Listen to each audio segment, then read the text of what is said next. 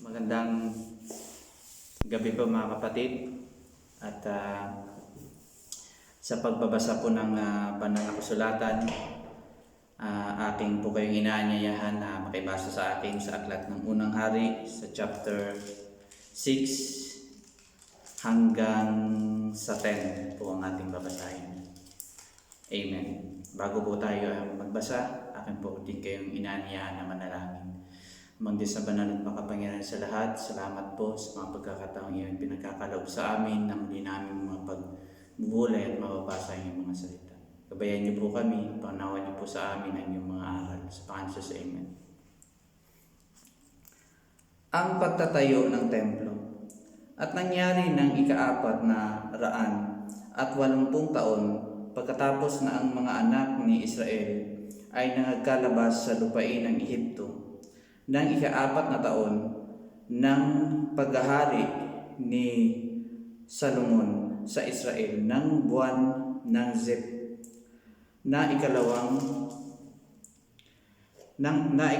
buwan na kanyang pinasimulan, itinayo ang bahay ng Panginoon at ang bahay na itinayo ng Haring Salomon ukol sa Panginoon. Ang baha niya ay amin na pung siko. Ang haba niya ay 60 siko at ang luwang ay 20 siko at ang taas ay 30 siko. At ang portiko sa harap ng templo ng bahay may 20 siko ang haba, ayon sa luwang ng bahay. At 10 siko ang luwang niyaong sa harap ng bahay. At iginawa ang bahay ng mga dungawan na may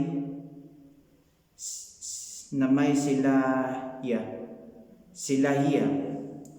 At sa karatig ng pader ng bahay ay naglagay siya ng mga grado na palibot sa siping ng mga pader ng bahay sa palibot ng templo at gayon din sa sanggunian. At siya ay gumawa ng mga silid sa tagiliran sa palibot at kabababaan ay may 5 siko ang luwang at ang pangalawang grado ay may 6 na siko ang luwang at ang ikatlo ay may 7 siko ang luwang, sapagkat siya ay gumawa ng mga tungtungan sa labas ng bahay sa palibot upang ang mga sikam ay huwag kumapit sa mga pader ng bahay. At ang bahay ng ginagawa ay ginawa na mga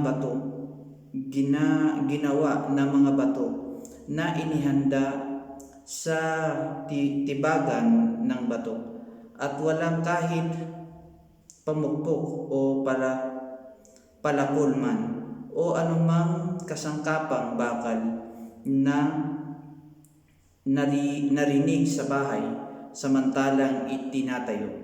Ang pintuan sa mga kabababaang silid sa tagiliran ay nasa dakong kanan ng bahay at sa pamamagitan ng isang hagdanang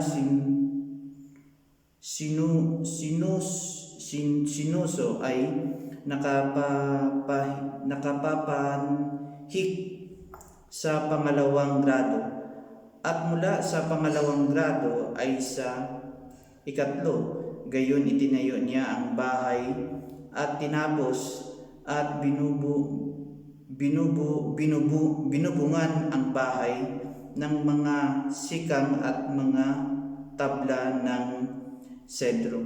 At kanyang ginawa ang mga grado na karatig ng buong bahay na bawat isa ay 5 siko ang taas at at makalapit sa bahay sa pamamagitan ng kahoy na sedro, ang tipan ng Diyos. At ang salita ng Panginoon ay dumating kay Solomon at sinasabi tungkol sa bahay na ito na iyong itatayo kung ikaw ay lalakad sa aking mga palatuntunan at gagawin ang aking mga kahatulan at iingatan ang lahat ng aking mga utos upang lakaran, ay aking ngang pagtitibayin ang aking salita sa iyo at aking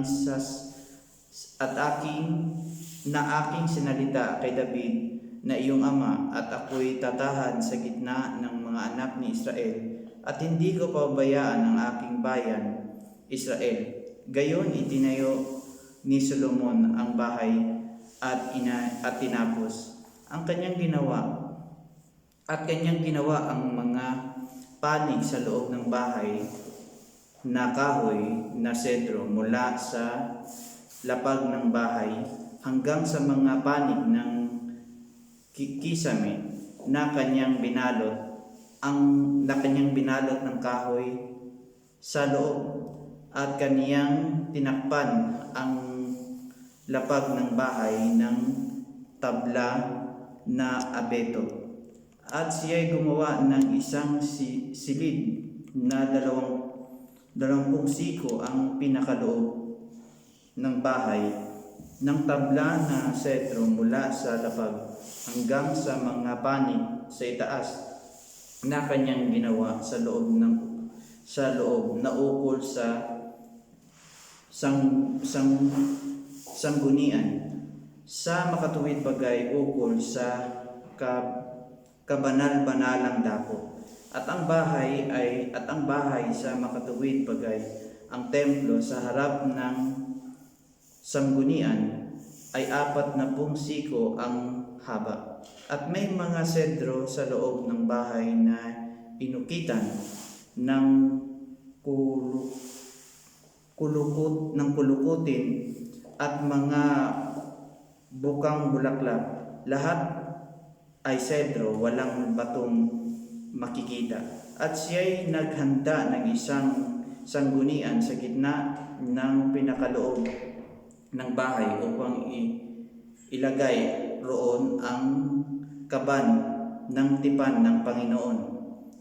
At ang loob ng sanggunian ay may 20 siko ang haba, at 20 siko ang luwang, at 20 siko ang taas. At binalot niya ng taganas na ginto, at binalot niya ng sedro ang dambana.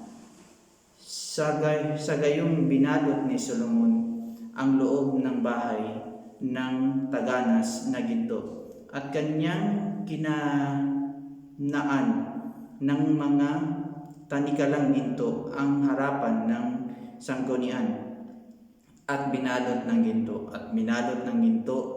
ang buong bahay hanggang sa mga bahay ay nayari. Gayon din ang buong dambana na nauukol sa sanggunian na kaniyang binalot ng ginto. 2 kerubin sa sanggunian. At sa sanggunian ay gumawa siya ng 2 kerubin na kahoy na olibo, na bawat isa ay may 10 siko ang taas, at 5 siko ang isang pakpak ng kerubin, at 5 siko ang kabilang pakpak ng kerubin mula sa dulo ng isang pakpak hanggang sa dulo ng kabila ay 10 siko. At ang isang kerubin ay 10 siko. Ang 2 kerubin ay may isang sukat at isang anyo. Ang taas ng isang kerubin ay may 10 siko, at gayon din ang isang kerubin. At kanyang inilagay ang mga kerubin sa pinakaloob ng bahay. At ang mga pakpak ng mga kerubin ay nangakabuka sa anupat ang pakpak ng isa ay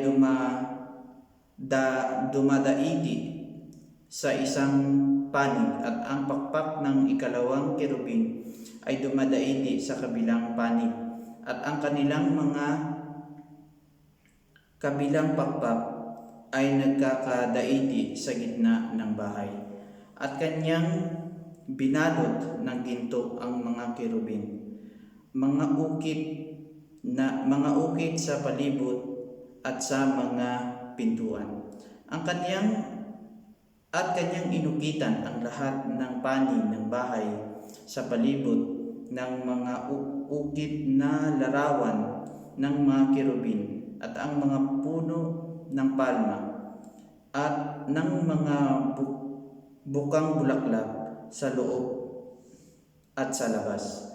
At ang lapag ng bahay ay binalot niya ng ginto sa loob at sa labas at sa pasukan ng sanggunian. Siya gumawa ng mga pintuan na kahoy na ulibo at ang itaas ng pintuan at ng mga haligi niyaon ay 5 bahagi ng panig ang laki. At gayon gumawa siya ng 2 pinto at nakahoy na olibo at kanyang inukitan ng mga ukit at kanyang inukitan ng mga ukit ng mga kerubin at ang mga puno ng palma at mga bukang bulaklak at binalot niya ng ginto at kaniyang ikinalat ang ginto sa mga kerubin at sa mga puno ng palma. Sa gayoy gumawa naman siya sa pasukatan. Sa gayoy gumawa naman siya sa pasukan ng templo ng mga haligi ng pintuan na kahoy na olibo sa ika-4 na bahagi ng panig at 2 pinto na kahoy na abeto at 2 pohas ng isang pinto ay naititiklop at ang ikalawang pohas ng kabilang pinto ay natitiklop at kaniyang binabukitan ng mga kerubin at mga puno ng palma at mga bukang bulaklak at binalot niya ng ginto na kapit sa mga ukit na gawa at kaniyang ginawa ang loob ng looban na 3 hanay na batong tabas at 1 hanay na sikang na kahoy na sedro. Nang ika-4 na taon sa buwan ng Zib, inilagay ang mga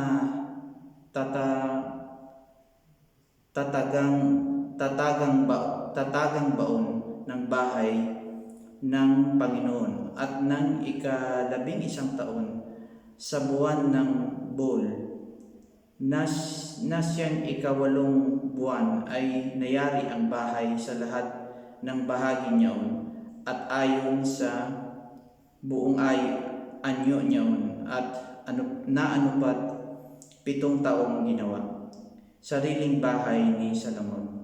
At itinayo ni Salomon ang kanyang sariling bahay na 13 taon at kanyang nayari ang kanyang buong bahay at sapagkat kanyang itinayo ang bahay na kahoy sa gubat ng Lebanon.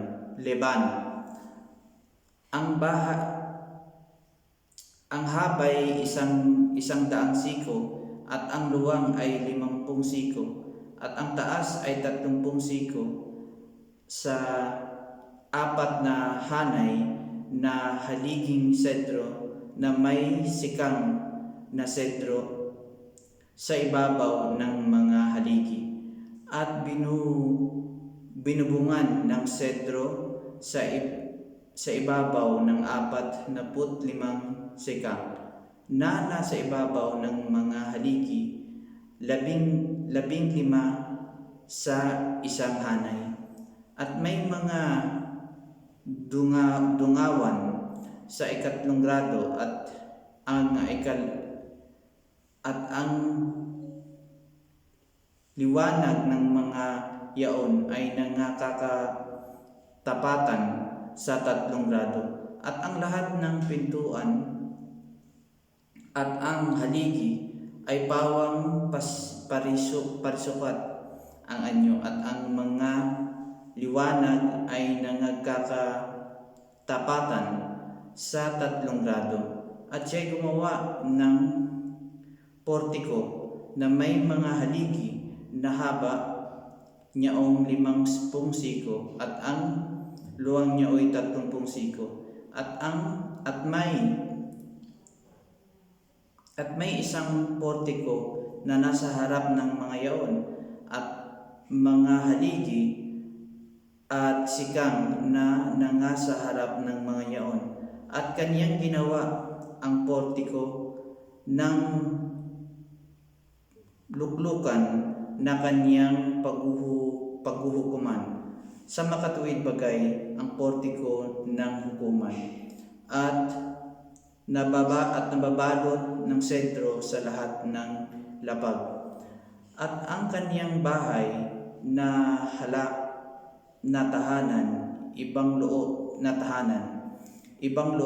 ibang looban sa loob ng portiko ay sa gayon ding gawa. Kanyang iginawa rin naman ng bahay ang anak na babae ni Paraon na naging asawa ni Solomon, na hawig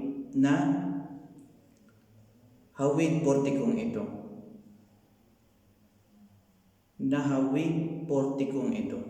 At ang lahat na ito ay mga mahalagang bato. Sa makatuwid bagay, mga batong tabas ayon sa sukat na nilagari ng mga lagari sa labas at sa loob mula sa mga tatagang baon hanggang sa kataas-taasan, at gayon sa labas hanggang sa malaking looban. At ang tatagang baon ay may mahalagang bato. Sa makatuwid bagay, mga malaking bato, mga batong may 10 siko at mga batong may 8 siko. At sa ibabaw ay may mga mahalagang bato.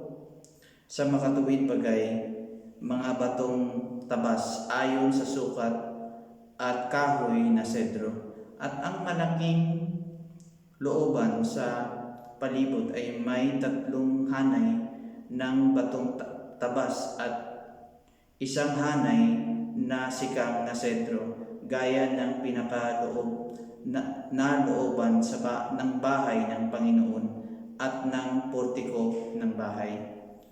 Si Hiram sa Tiro ay gumawa sa templo. At nagsugo ang Haring Solomon at ipinasundo si Hiram sa Tiro.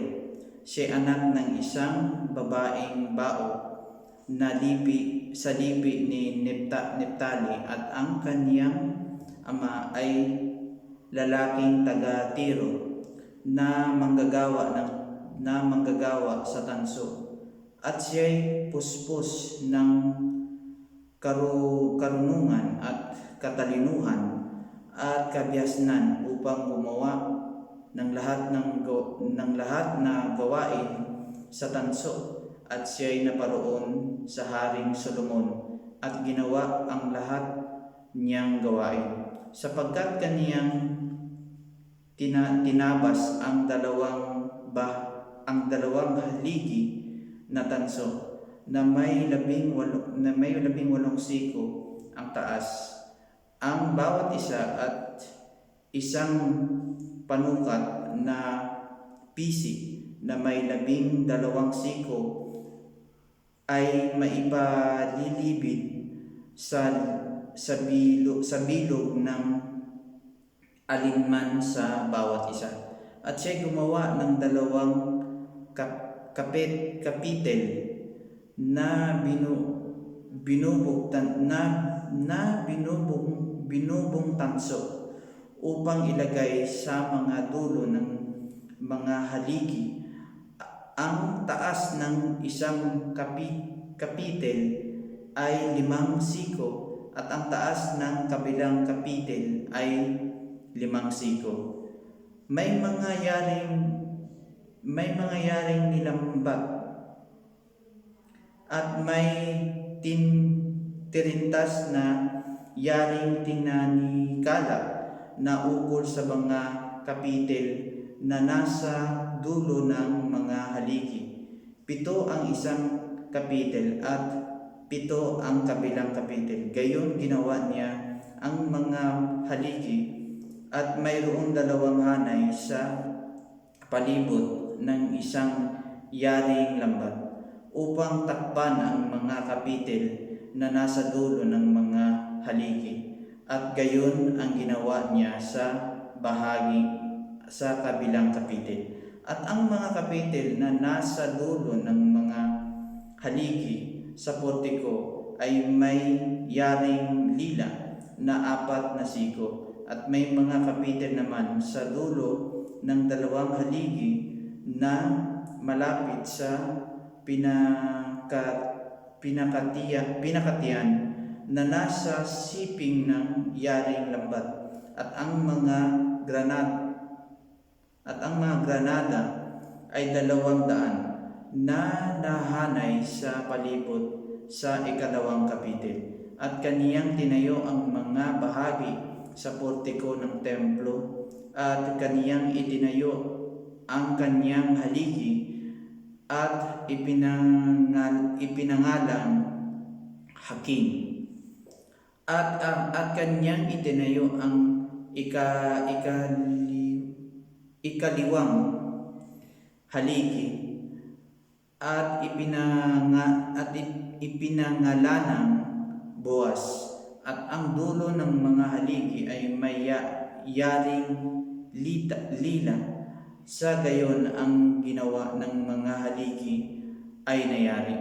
Ang binubuong dagat-dagatang patungang tanso at hugasang tanso. At kanyang ginawa ang binubong dagat-dagatan na may 10 siko mula sa libit, 10 siko mula sa labi na lubos na mabilog at ang taas ay 5 siko at isang panukat na pisi na may 30 siko ang maipalilibid sa palibot. At sa ilalim ng labi sa paligid ay may mga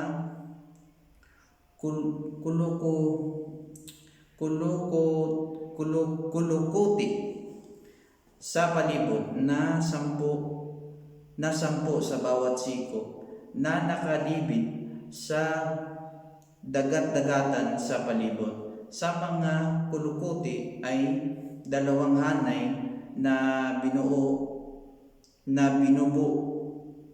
ng bubuin ang binubong dagat-dagatan. Nakapatong ang dagat-dagatan sa 12 baka. Ang 3 nakaharap sa dakong kahilagaan, ang 3 nakaharap sa dakong kanluran, ang ikatlo'y nakaharap sa dakong timugan, at ang 3 nakaharap sa dakong silanganan.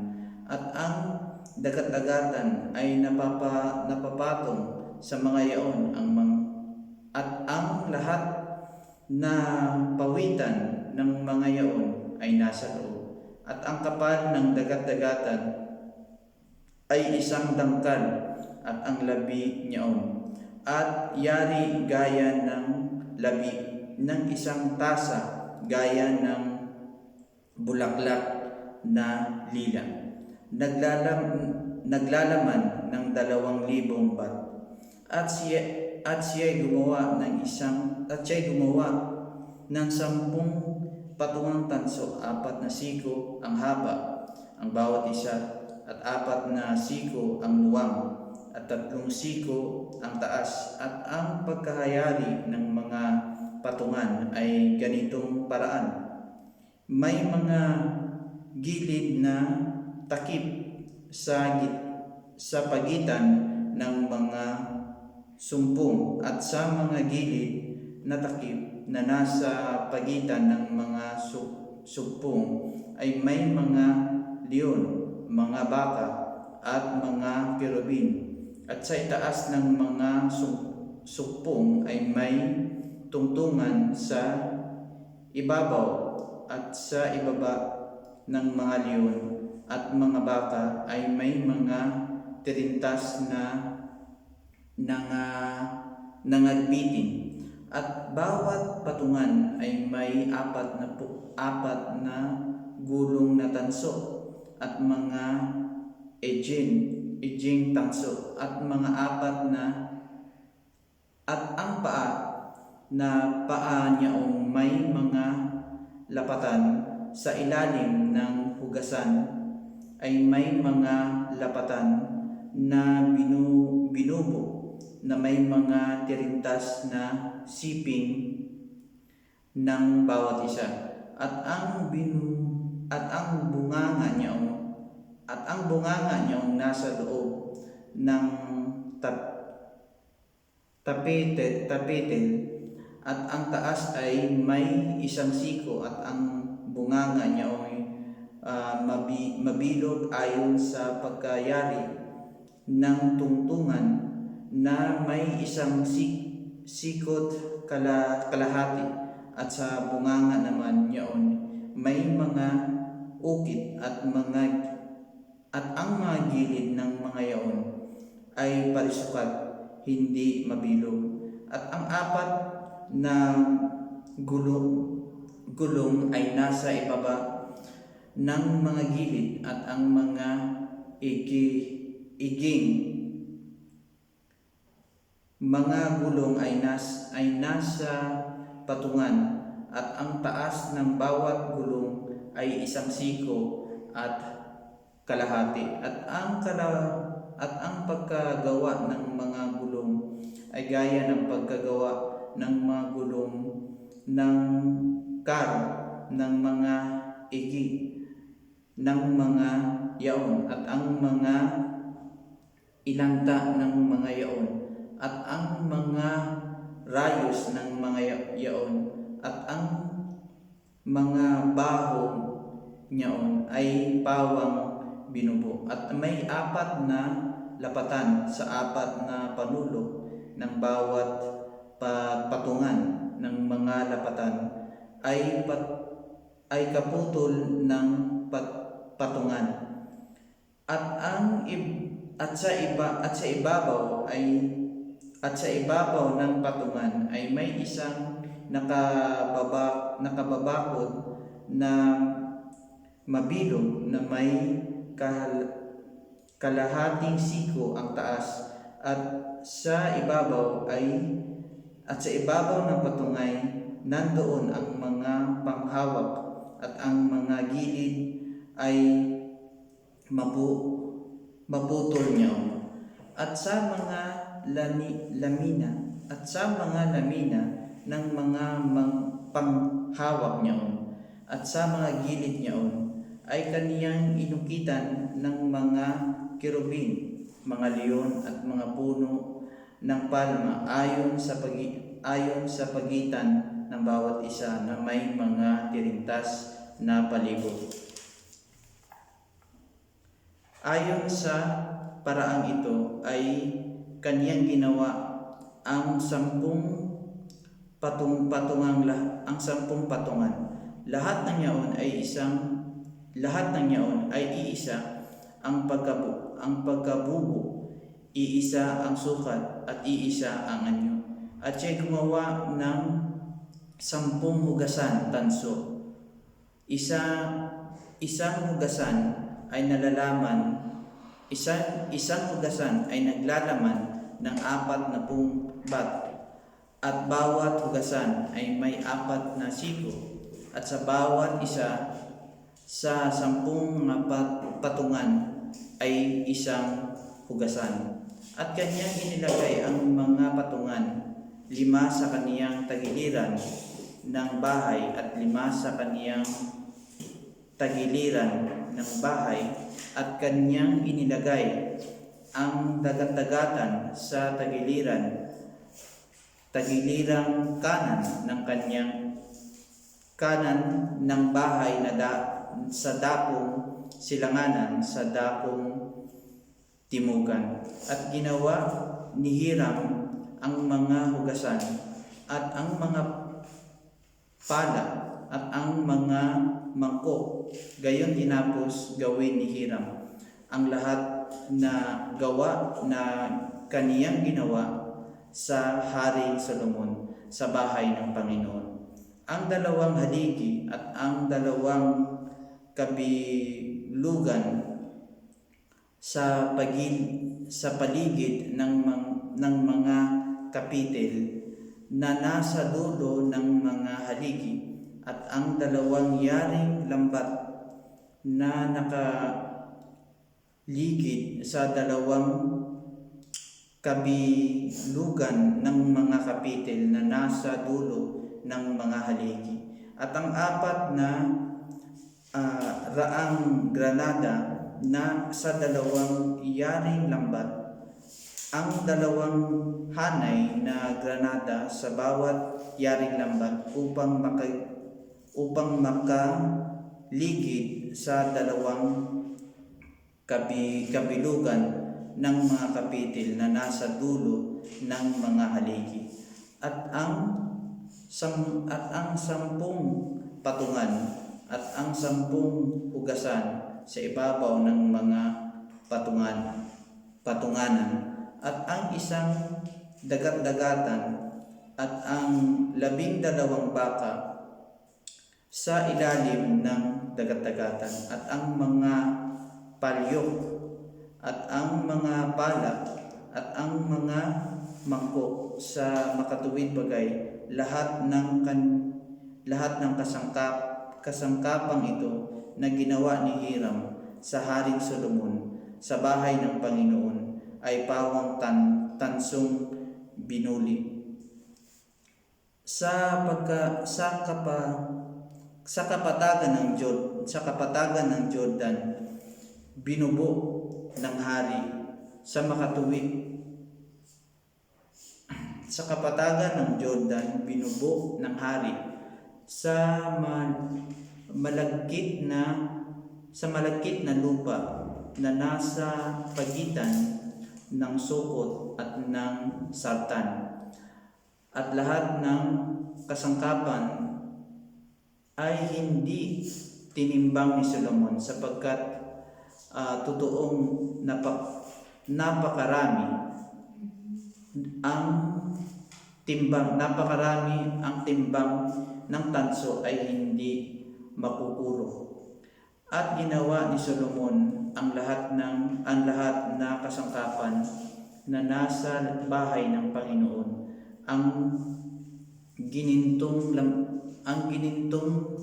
dambana at ang dulang na gininto na kinaroroonan ng tinapay na handog, at ang mga kandelero at ang mga kandelero na taganas na ginto na 5 sa dakong kanan at 5 sa kaliwa sa harap ng sanggunian, at mga bulaklak at ang mga ilawan at mga pangipit na ginto, at ang mga saro at ang mga panggupit ng mika, at ang mga mangkok at ang mga panandok at ang mga suuban na naganas na ginto. At ang mga pihitang ginto maging ang sa mga pinto ng bahay sa loob, at kabanal-banalang dako, at ang sa mga pinto ng bahay sa makatuwid bagay ng templo. Ganito niyari ang buong gawa ng Haring Solomon na ginawa sa bahay ng Panginoon. At ipinasok ni Solomon ang mga bagay na itinalaga ni David na kaniyang ama, ang pilak at ang ginto at ang mga kasangkapan, at ipinasok sa mga silid ng kayamanan ng bahay ng Panginoon. Chapter 8. Ang kaban ay iniahon. Nang magkagayoy, pinisan ni Solomon ang mga matanda ng Israel at ang lahat ng pangulo sa mga lipi, ng mga prinsipe sa mga sambahayan, ng mga magulang ng mga anak ni Israel, sa Haring Solomon sa Jerusalem, upang iahon ang kaban ng tipan ng Panginoon mula sa bayan ni David na siyang Sion. At ang lahat ng lalaki sa Israel ay nagpisan kay Haring Solomon sa kapisanan sa buwan ng Itanim, at na siyang ikapitong buwan. At ang lahat na matanda sa Israel ay naparoon, at binuhat ang mga saserdote ng kaban. At kaniyang inaahon ang kaban ng Panginoon at ang tabernakulo ng kapisanan at ang lahat na banal na kasangkapan na nasa tolda. Iniahon nga ang mga ito ng mga saserdote at mga Levita. At ang Haring Solomon at ang buong kapulungan ng Israel na nangagpisan sa kanya ay mga kasama niya sa harap ng kaban, na naghahain ng mga tupa at mga baka na di masasaysay o mabibilang man dahil sa karamihan. At ipinasok ng mga saserdote ang kaban ng tipan ng Panginoon sa karoroonan sa loob ng sanggunian ng bahay sa kabanal-banalang dako, sa ilalim ng mga pakpak ng mga kirubin, sapagkat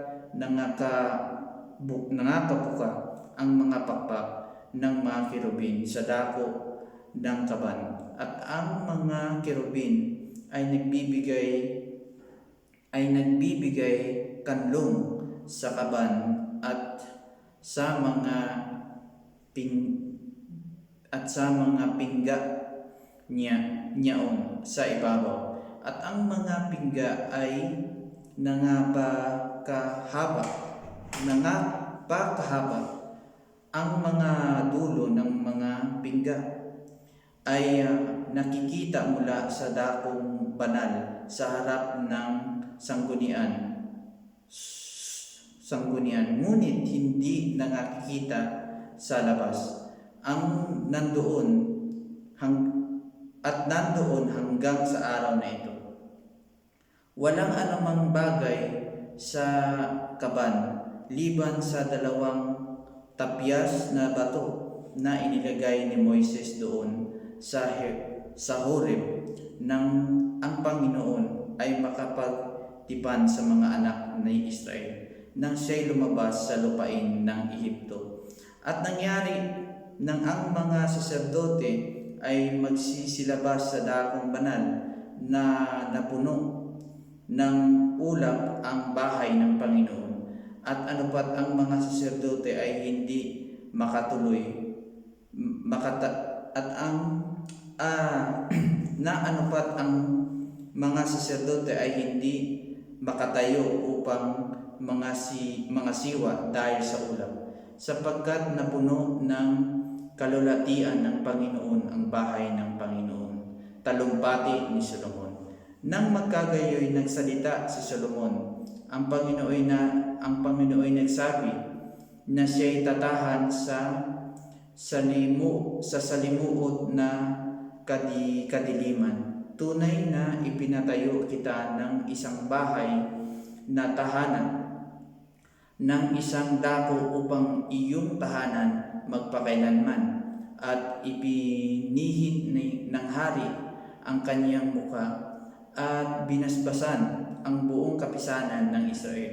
At ang buong kapisanan ng Israel ay tumayo at kaniyang sinabi, purihin ang Panginoon, ang Diyos ng Israel, na nagsalita ng kanyang bibig kay David na aking ama, at tinupad ng kaniyang kamay at sinabi, mula ng araw na aking ilabas ang aking bayang Israel sa Ehipto, hindi ako pumili ng bayan sa lahat ng mga lipi ni Israel upang magtayo ng bahay upang ang aking pangalan ay dumuon. Ngunit aking pinili si David upang maging pangulo sa aking bayang Israel. Nasa puso nga ni David ang aking ama ang ipagtayo ng isang bahay, ang pangalan ng Panginoon ang Diyos ng Israel. Ngunit sinabi ng Panginoon kay David, ang aking ama, sa pagraang nasa iyong puso ay ipagtayo ng isang bahay ang aking pangalan. Mabuti ang iyong ginawa na inakala mo sa iyong puso, gayon may hindi mo itatayo ang bahay, kundi ang iyong anak na lalabas sa iyong mga balakang, siyang magtatayo ng bahay na ukol sa aking pangalan. At pinagtibay ng Panginoon ang kanyang salita sa kanyang sinalita, sapagkat ako'y bumangon na kahalili ni David na aking ama, at nakaupo sa luklukan ng Israel, gaya ng ipinangako ng Panginoon, at nagtayo ako ng bahay na ukol sa pangalan ng Panginoon, ang Diyos ng Israel. At do'y aking ipinahanda ng isang dako ang kaban na kinaroroonan ng tipan ng Panginoon, na kanyang ginawa sa ating mga magulang, nang kanyang ilabas sila sa lupain ng Ehipto. At si Solomon ay tumayo sa harap ng dambana ng Panginoon, sa harap ng buong kapisanan ng Israel, at iginawad ang kanyang mga kamay sa dakong langit, at kanyang sinabi, O Panginoon, Diyos ng Israel, walang Diyos na gaya mo sa langit sa itaas o sa lupa sa ibaba, na siyang nag-iingat ng tipan at ng kaawaan sa iyong mga tipan, at nag-iingat ng tipan at ng kaawaan sa iyong mga lingkod, na lumalakad sa harap mo ng kanilang buong puso, na siyang nag-iingat sa iyong lingkod, na kay David na aking ama, ng iyong ipinangako sa kaniya. Oo, ikaw ay nagsalita ng iyong bibig, at ginanap mo ng iyong kamay gaya ng araw na ito. Ngayon nga, O Panginoon na Diyos ng Israel, tuparin mo sa iyong lingkod na kay David na aking ama, na iyong ipinangako sa kanya, na iyong sinasabi, hindi magkukulang sa iyong ang lalaki sa aking paningin na uupo sa luklukan ng Israel, kung ang iyong mga anak lamang ay magsisipag-ingat ng kanilang lakad, na magsisilakad sa harap ko na gaya ng inilakad mo sa harap ko. Gayon nga, O Diyos ng Israel, idinadalangin ko sa iyo na papangyarihin mo ang iyong salita na iyong sinalita sa iyong lingkod na kay David na aking ama, ang kaniyang panalangin ng pagtatalaga. Ngunit katotohanan bang tatahan ang Diyos sa lupa? Narito sa langit at sa langit ng mga langit ay hindi ka magkasiya. Paano pa sa bahay na ito na aking itinayo? Gayon may iyong pakundanganan ang dalangin ng iyong lingkod.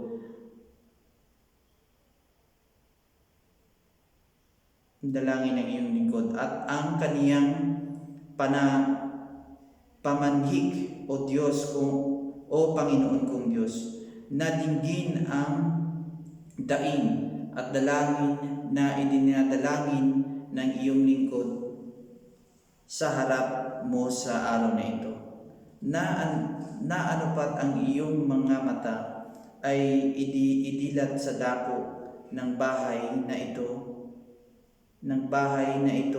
gabi at araw, sa dakong iyong sinabi, at ang aking pangalan ay doroon upang dinggin ang pangalan na idinalangin ng iyong lingkod sa dakong ito. At dinggin mo ang pamanhik ng iyong lingkod at ng iyong bayang Israel pagka sila'y mananalangin sa dakong ito. O dinggin mo sa langit na iyong tahanang dako, at pagka iyong narinig, patawarin mo. Kung ang isang tao ay magkasala laban sa kaniyang kapwa, ay papanumpain siya upang siya'y sumumpa, at siya'y pumarito at manumpa sa harap ng iyong dambana sa bahay na ito.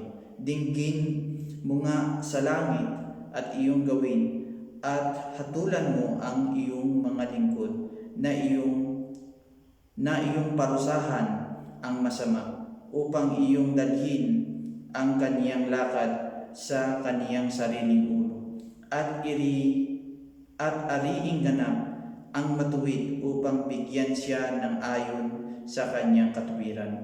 Pagka ang iyong bayang Israel ay nasaktan sa harap ng kaaway dahil sa sila'y nagkasala laban sa iyo, kung sila'y bumalik sa iyo at ipahayag ang iyong pangalan at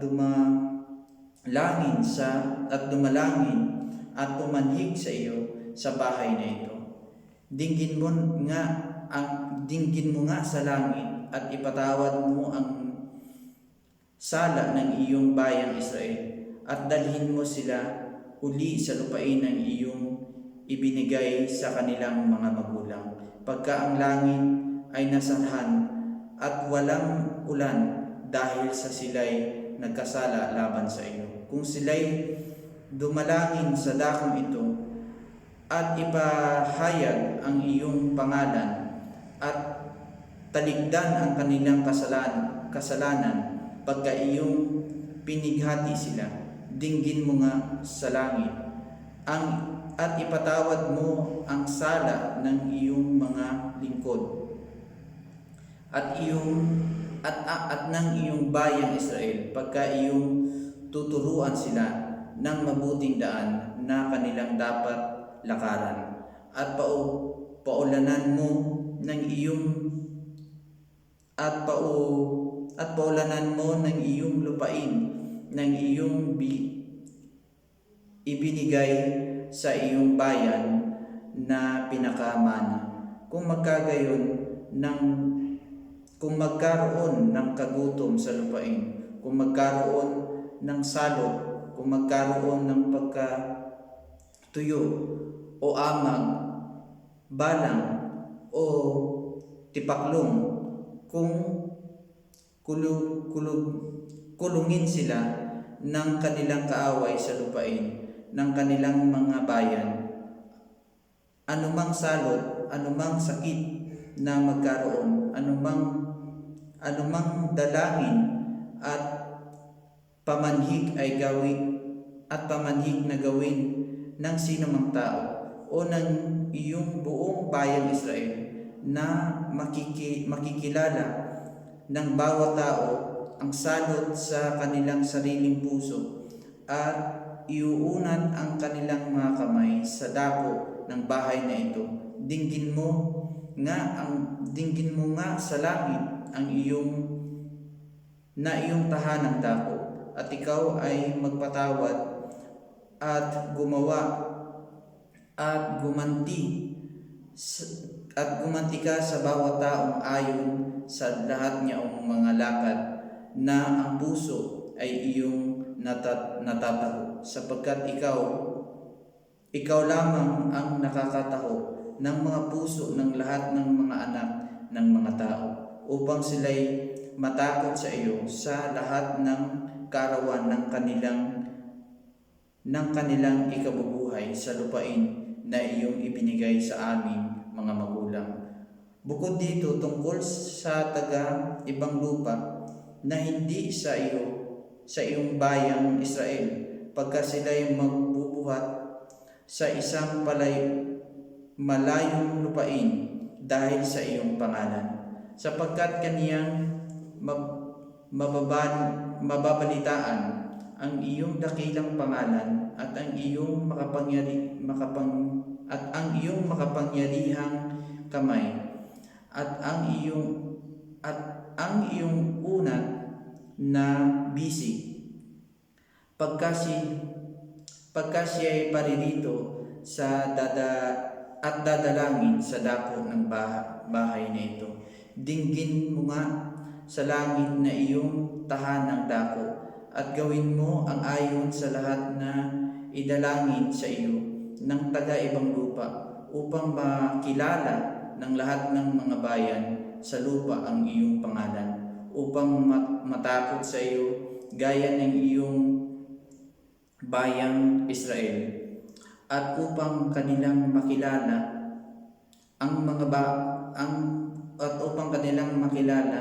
na ang bahay na ito ay aking itinayo at tinatawag sa pamamagitan ng iyong pangalan. Kung ang iyong bayan ay lumabas sa pakikipagbaka laban sa kaniyang mga kaaway, saan mo man sila subuin, at manalangin sa Panginoon sa dako ng bayan na iyong piliin, at sa dako ng bayan na aking itinayo na ukol sa iyong pangalan. Dinggin mo nga sa langit ang kanilang dalangin at ang kanilang pamanhik, at alalayan mo ang kanilang mga usap. Kung sila'y magkasala laban sa iyo, sapagkat walang tao na di nagkakasala, at ikaw ay magalit sa kanila, at ibigay mo sila sa kaaway, na anupat sila'y dalhin bihag sa lupain ng kaaway, sa malayo o sa malapit, gayon may kung sila'y magbulay sa kanilang sarili sa lupain na pagdadalhan bihag sa kanila, at magbalik loob at mamanhik sa iyo sa lupang pinagdalhan sa kanila na bihag, na magsabi, kami ay nagkasala at kami ay gumawa ng kalikuan, kami ay gumawa ng kasamaan. Kung sila'y bumalik sa iyo ng buong puso nila at ng buong kaluluwa nila sa lupain ng kanilang mga kaaway na nagdala sa kanilang bihag at manalangin sa iyo sa dako ng kanilang lupain na iyong ibinigay sa kanilang mga magulang na bayang pinili mo at bayan na aking itinayo na ukol sa iyong pangalan. Dinggin mo nga ang kanilang dalangin at ang kanilang mga pamanhik sa langit na iyong tahanang dako, at alalayan mo ang kanilang usap at patawarin mo ang iyong bayan na nagkasala laban sa iyo at ang lahat niyang pagsalangsang na kanilang isinalangsang laban sa iyo, at mahabag ka sa kanila sa harap niyong mga nagdalang bihag sa kanila upang sila'y mahabag sa kanila, sapagkat sila'y iyong bayan at iyong mana na iyong inilabas sa Ehipto sa gitna ng hurnong bakal, upang ang iyong mga matay madilat sa dalangin ng iyong lingkod at sa dalangin ng iyong bayang Israel, upang iyong dinggin sila sa anumang panahon kanilang idaing sa iyo, sapagkat iyong inihiwalay sila sa gitna ng lahat ng mga bayan sa lupa upang maging iyong mana gaya ng iyong sinalita sa pamamagitan ni Moises na iyong lingkod nang iyong ilabas ang aming mga magulang sa Ehipto. O Panginoong Diyos, ang basbas ni Solomon. At nangyari na pagkatapos ni Solomon na makapanalangin itong lahat ng nadalangin na papanhig sa Panginoon, siya'y tumindig mula sa harap ng dambana ng Panginoon sa pagkaluhod ng kanyang mga tuhod, na ang kanyang mga kamay ay nakagawad sa dakong langit. At siya'y tumayo at binasbasan ang buong kapisanan ng Israel ng malakas na tinig na sinasabi, purihin ang Panginoon na nagbigay kapangyarihan sa kaniyang bayang Israel ayon sa lahat ng kaniyang ipinangako. Walang nagkulang na isang salita sa lahat niyang mabuting pangako na kanyang ipinangako sa pamamagitan ni Moises na kanyang lingkod. Sumaati nawa ang Panginoon nating Diyos kung paano siyang sumaating mga magulang, huwag niya tayong iwan o pabayaan man, upang kaniyang ihilig ang ating mga puso sa Kanya, upang magsilakad sa lahat ng Kaniyang mga daan at ingatan ang Kaniyang mga utos at ang Kaniyang mga palatuntunan at ang Kaniyang mga kahatulan at Kaniyang inuutos sa ating mga magulang. At ang mga salitang ito sa aking idinalangin sa harap ng Panginoon ay malapit nawa sa Panginoon nating Diyos sa araw at gabi, na kanyang alalayan ang usap ng kanyang lingkod at ang usap ng kanyang bayang Israel ayon sa kailangan sa araw-araw, upang maalaman ng lahat na bayan sa lupa na ang Panginoon ay siyang Diyos, walang iba. Kaya't maging sakdal nawa ang inyong puso sa Panginoon nating Diyos, na magsilakad sa kanyang mga palatuntunan at ingatan ang kanyang mga utos gaya ng araw na ito.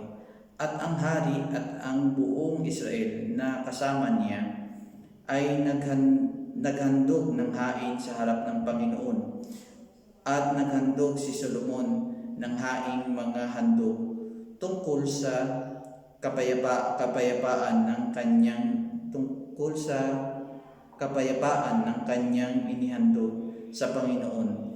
Ang 22,000 baka at 120,000 tupa. Ganito itinalaga ng hari ang lahat ng mga anak ni Israel, ang bahay ng Panginoon. Nang araw ding yaon ay pinapaging banal ng hari ang gitna ng looban na nasa harap ng bahay ng Panginoon, sapagkat doon niya inihandog ang handog na susunugin at ang handog na pahiran at ang taba ng mga handog tungkol sa kapayapaan, sapagkat ang tansong dambana na nasa harap ng Panginoon ay totoong maliit na hindi magkasya roon ang handog na susunugin at ang handog na harina at ang taba ng mga handog tungkol sa kapayapaan. Sa gayoy, ipinagdiwang ni Solomon at ang kapistahan ng panahon yaon at ang buong Israel na kasama niya, isang malaking kapisanan na mula sa pasukan sa Hamat hanggang sa batis ng Ehipto, sa harap ng Panginoon nating Diyos na 7 araw at 7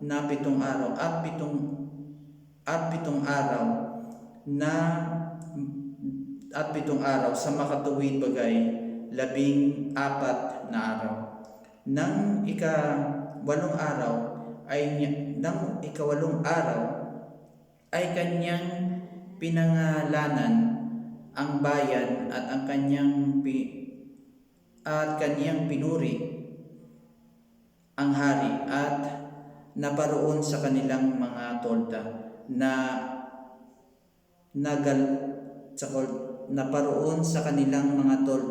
nagalak at may masayang puso dahil sa lahat na kabutihan na ipinakita ng Panginoon kay David na kanyang lingkod at sa Israel na kanyang bayan. Ang tipan ng Panginoon kay Solomon. At nangyari ng pagkatapos ni Solomon ang pagtatayo ng bahay ng Panginoon at ang bahay ng hari at ang lahat ng nasa ni Solomon ay kanyang kinalulugurang gawin, na ang Panginoon napakita kay Solomon sa ikalawa, gaya ng siya'y napakita sa kanya sa Gabaon. At sinabi ng Panginoon sa kanya, aking dininig ang iyong panalangin at ang iyong pamanhik na iyong ipinagbadya sa harap ko. Aking pinapaging banal ang bahay na ito na iyong tinayo upang ilagay ang aking pangalan doon magpakailanman, at ang aking mga mata at ang aking puso ay duroon palagi.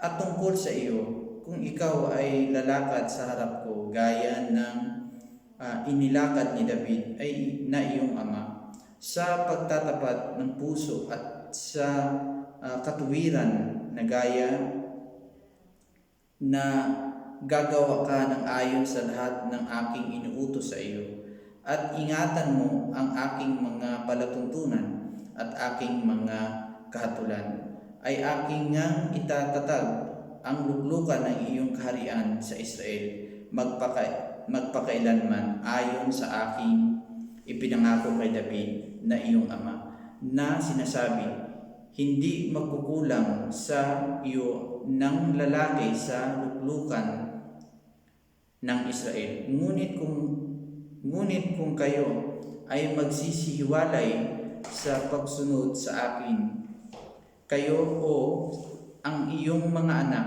at hindi ingatan ang aking mga utos at ang aking mga palatuntunan na aking inilagay sa harap ninyo, kundi kayo'y magsiyaon at magsisipaglingkod ibang mga Diyos at magsisisamba sa kanila. Aking ngang ihihiwalay ang Israel sa lupain na aking ibinigay sa kanila, at ang bahay na ito na aking pinapaging banal sa aking pangalan at aking iwawaksi sa aking paningin, at ang Israel ay magiging kawikaan at kakutian sa gitna ng lahat ng bayan. At bagaman ang bahay na ito ay totoong mataas, gayunmay ang bawat magdaan sa kanya ay magtataka at susut at kanyang sasabihin, bakit ginawa ng Panginoon ang ganito sa lupain ito at sa bahay na ito? At sila'y magsisisagot sapagkat kanilang pinabayaan ang Panginoon nilang Diyos na naglabas sa kanilang mga magulang sa lupain ng Ehipto, at nagsipaghawak sa ibang mga Diyos, at sinabi nila at pinaglingkuran nila, at kaya't pinaritang ng Panginoon sa kanila ang lahat na kasamaan na ito. Mga bayan na ibinigay ni Hiram. Mga bayan na ibinigay kay Hiram. At nangyari sa katapusan ng 20 taon nang si Solomon ay magpatayo ng 2 bahay ng Panginoong Diyos, ng bahay ng Panginoon at ng bahay ng hari. Si Hiram nga na hari sa Tiro ay nagpadala kay Solomon ng mga kahoy na sedro at mga kahoy na abeto at ng ginto ayon sa buo niyang nasa, at ibinigay nga ng Haring Solomon si Hiram ng 20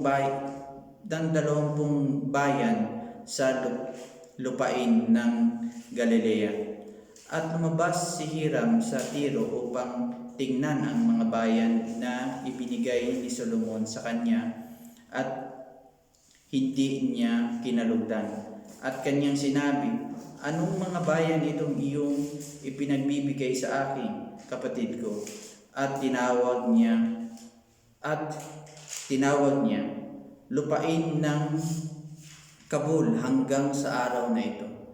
At nagpadala si Hiram sa hari ng 120 talentong ginto, at ito ang kadahilanan ng atang na iniatang ng Haring Solomon upang itayo ang bahay ng Panginoon at ang kanyang bahay at ang Milo at ang kuta sa Jerusalem at ang Hasor at ang Megiddo at ang Gezer.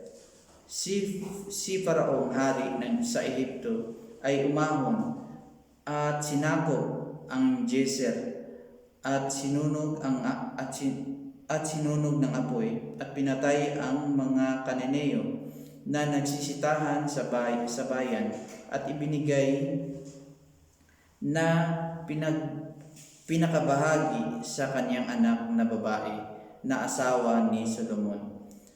At itinayo ni Solomon ang Gezer at ang Beth-horon sa ibaba at ang Baatal at ang Tamar sa ilalim sa lupain, at ang lahat ng bayan sa imbakan na tinatangkilik ni Solomon, at ang mga bayan sa kanyang mga karo at ang mga bayan sa kanyang mga ngabayo. At yaong pinagsanayang patayuan ni Solomon sa kalulugdan niya sa Jerusalem at sa Lebano at sa lahat ng lupain na kanyang sakop, tungkol sa lahat ng mga tao na naiwan sa mga Amorheo, mga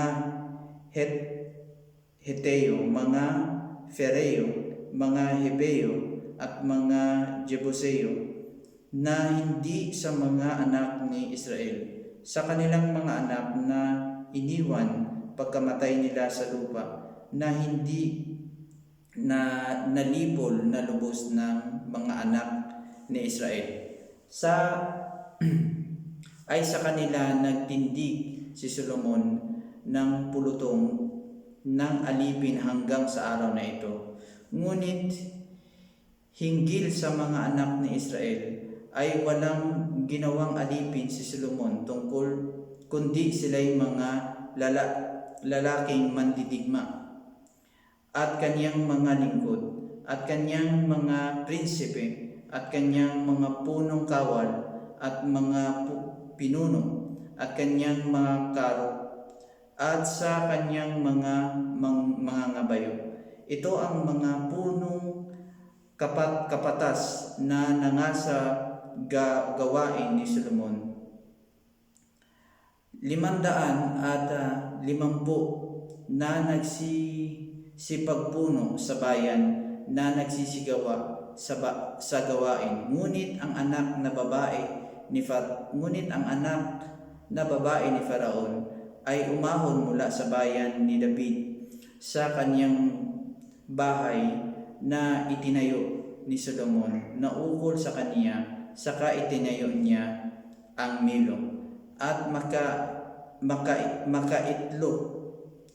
Sa isang taon na naghahandog si Solomon ng mga handog na susunugin at ng mga handog tungkol sa kapayapaan sa ibabaw ng dambana na kaniyang itinayo sa Panginoon, na pinagsusunugan niya ng kamangyan sa harap ng Panginoon. Ganoon niya niyari ang bahay.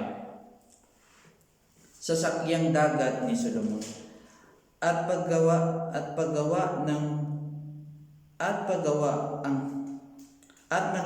ang Haring Solomon ng mga sasakyang dagat sa Eziogeber na nasa siping ng Elat at baybayin ng dagat na mapula sa lupain ng Edom, at sinugo ni Hiram sa mga sasakyan ang kanyang mga bataan, mga mandadagat na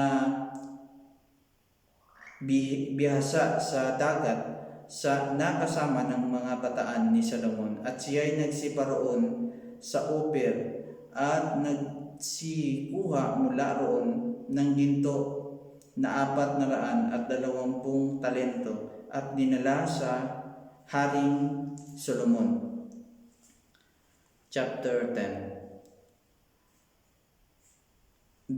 Dumalaw ang reyna sa Seba, at nang mabalitaan ng reyna sa Seba ang kabantugan ni Solomon tungkol sa pangalan ng Panginoon, at pinaroon siya upang subukin niya siya ng mga mahirap na tanong, at siya'y naparoon sa Jerusalem na may maraming kaakbay, may mga kamelyo na may pasang mga espesya na totoong maraming ginto at mga mahalagang bato.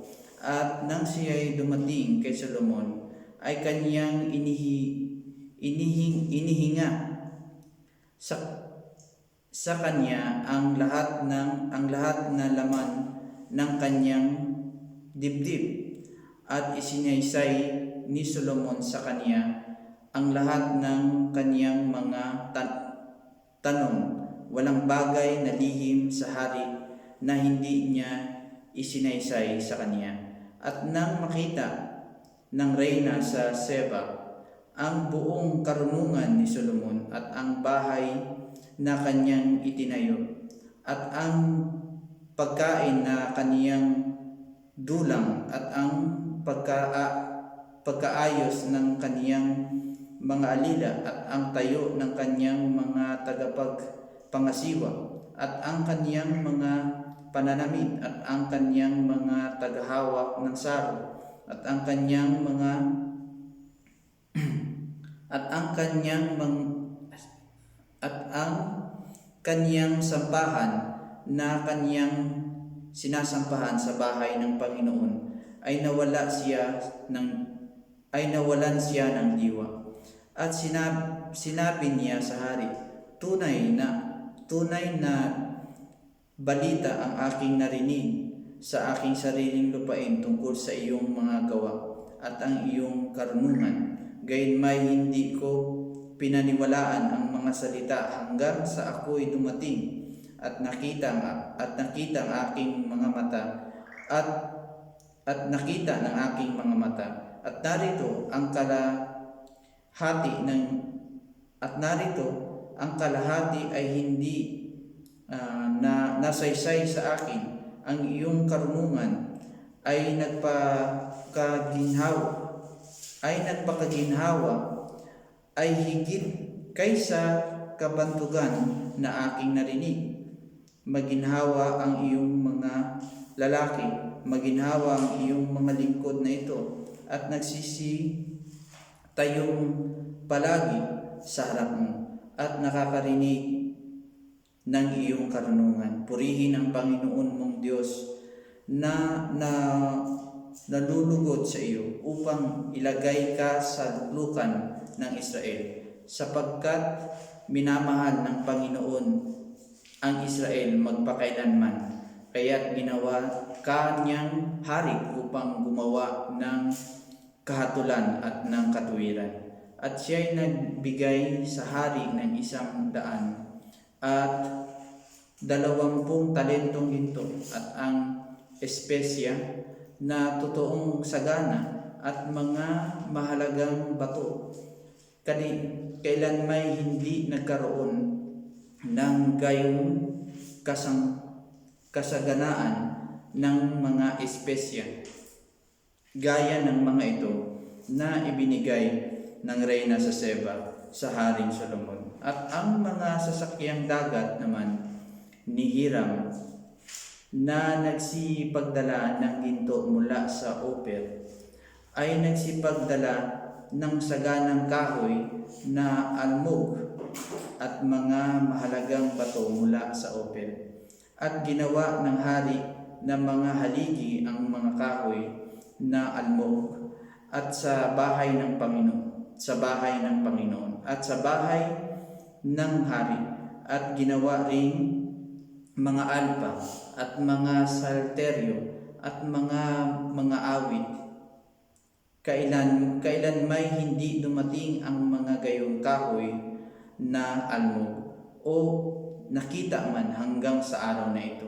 At ang Haring Solomon ay nagbigay sa reyna sa Seba ng lahat niyang naibigan at lahat niyang hiningi. Bukod doon ay ibinigay ni Solomon sa kanya ang kaloob hari sa gayoy bumalik siya at umuwi sa kanyang sariling lupain, at siya at ang kanyang mga lingkod. Ang kayamanan at kabantugan ni Solomon. Ang timbang ng mga ginto, ang timbang nga ng ginto na dumating kay Solomon ay isang taon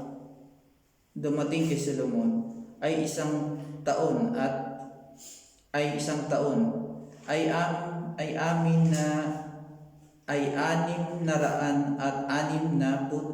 na talentong ginto. Bukod doon sa dinala ng mga naglalako at sa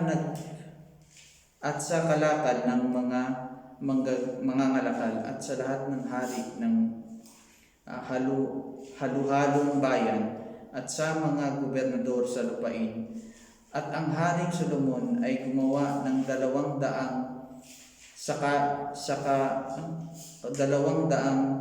kalasag na pinukpok na ginto. 600 sikong ginto ang dinamit sa bawat kalasag. At siya ay gumawa ng 300 ibang kalasag na pinukpok na ginto. 3 librang ginto ang ginamit sa bawat kalasag at ipinaglalagay ng hari sa bahay na kahoy sa gubat ng Libano. Bukod dito'y gumawa ang hari ng isang malaking luklukang garing at binalot ng gintong pinaka mainam. May 6 na baitang sa luklukan at ang pinakalangit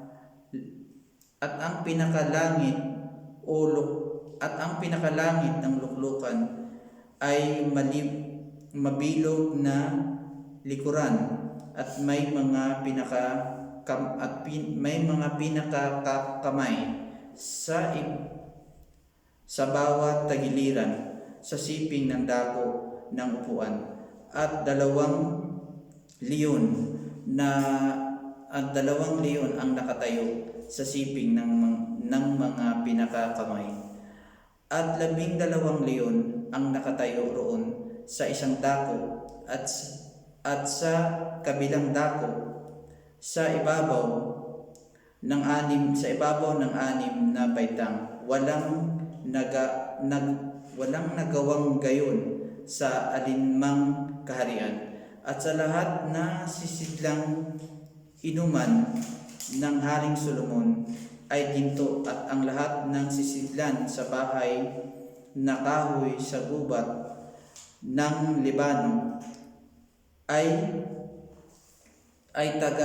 taganas na ginto.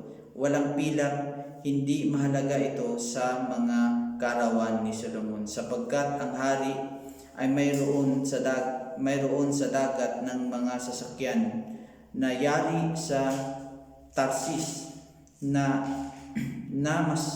kasama ng mga sasakyang dagat ni Hiram. Minsan sa bawat 3 taon ay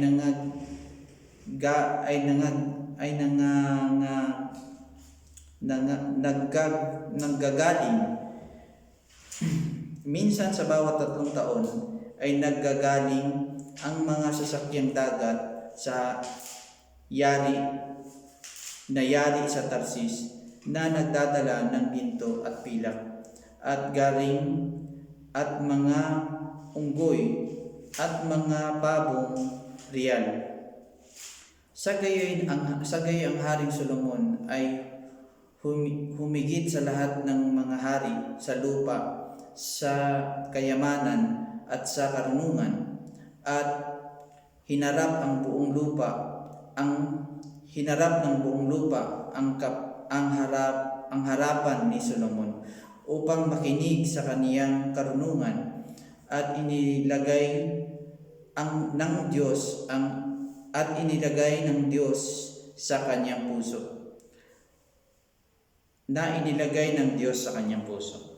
At siya ay nagsipagdala bawat isa ng kanya-kanyang kaloob na mga sisidlang pilak at mga sisidlang ginto at damit at sandata at mga espesya, mga kabayo at mga mula na sanggayon taon-taon. Ang mga karo at kabayo ni Solomon. At pinisa ni Solomon ang mga karo at ang mga ngabayo.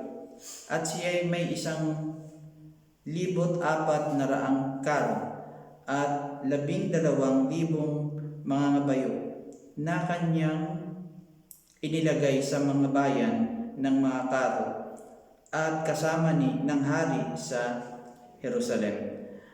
At ginawa ng hari na maging gaya ng mga bato ang pilak sa Jerusalem, at ang mga sedro ay ginawa niyang maging gaya ng mga puno ng sikuromo na nasa mababang lupa dahil sa kasaganaan. At ang mga kabayo na tinatangkilik ni Solomon ay inilabas sa Ehipto, at ang mga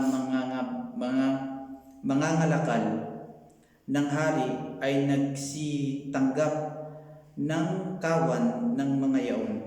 Bawat kawan ay sa halaga, at kaniyang sinasampa at inilalabas sa Ehipto ang isang karo sa halagang 600 seklong pilak, at ang isang kabayo ay sa 150. At gayon sa lahat ng mga hari sa mga Heteo at sa mga hari sa Syria ay kaniyang inilabas sa pamamagitan nila. Amen. Ganyan na lang po ang aking pagbabasa ng banal na kasulatan. Sa ating pagtatapos, inaanyayahan ko po kayo sa isang naiksing panalangin. Salamat po, Diyos, sa mga salita mong aming nabasa at napagbulayan. Ikaw po palagi magpaunawa sa amin ng mga salita mo. Hallelujah. Sa pangalan ng Jesus.